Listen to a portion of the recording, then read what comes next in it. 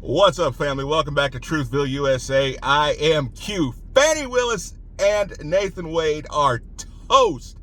Absolutely toast. Now, guys, I don't know if you guys have been paying a whole lot of attention, but Fani Willis and Nathan Wade, both leading the prosecution against Donald Trump, saying that he tried to racketeer RICO, saying that he tried to overturn the election and tried to coerce the state of Georgia into coming up with votes that they shouldn't have. And guys, this is absolutely false. We know that it's not true, but we also now know that they are liars. They committed perjury on the stand. Last week there was a show. Fani Willis showed herself to be completely inept. She showed herself to not have the temperament of a DA, a prosecutor, a professional individual representing the Fulton County area there in Georgia. She was absolutely unhinged. She was a mad, very just unprofessional woman, nasty woman. I'll leave it at that. So now we know that they lied on stage. So I want to give you the short and skinny of it.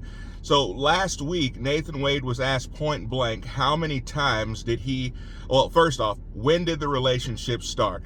They both held that the relationship started after he was given the job. So as far as I'm concerned, even that's weird. So what, you get the job and then you decide to jump into a relationship? Is that like your way of thanking her for hiring you to this high six-figure job? Anyway, that's weird to me. But where it becomes a sticky situation is if this was done, if that job was given to him because she was in a relationship with him, that is that's unethical, okay?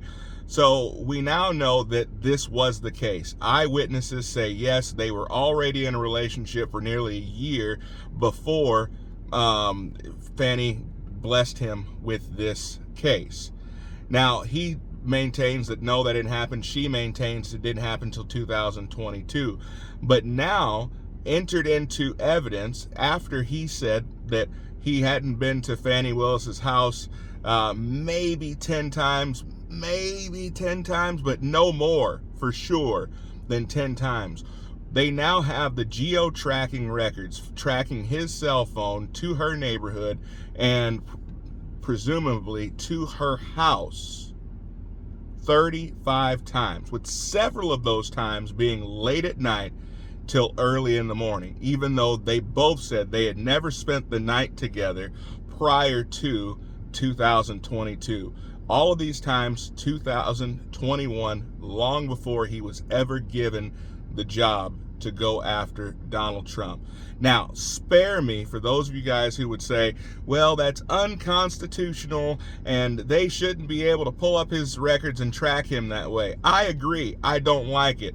But tell that to all the people on J6, people who weren't even at the Capitol building, but were in town that day, who were then harassed at their jobs and at their homes. There are people who are still getting visits from federal agents simply because they were in the city or around the city that day, and because they happen to have views similar to those of us who love the Constitution. So before you give me that whole thing, I agree. You should not be tracked on your cell phone, especially when you are not a criminal.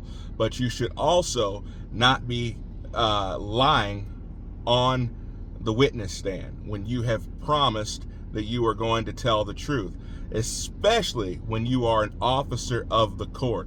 You mean to tell me that you're going to prosecute Donald Trump as being a criminal and a liar, yet you perjure yourself on the witness stand?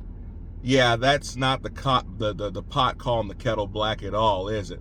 Let me know what you guys think about this. Comment below. Do you guys think Fani's going to have to pay for this? If nothing else, she's done because her credibility is shot.